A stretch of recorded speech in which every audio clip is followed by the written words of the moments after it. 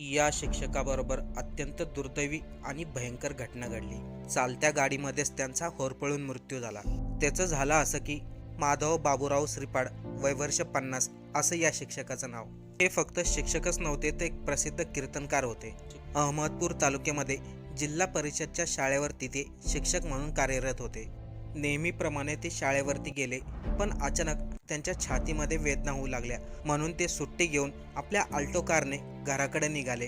अहमदपूर अंबाजोगाई महामार्गावरती त्यांची Alto car एका कठाड्यावरती आदळल्यानंतर त्या कारने पेट घेतला आणि काही क्षणातच कारला भीषण आग लागली.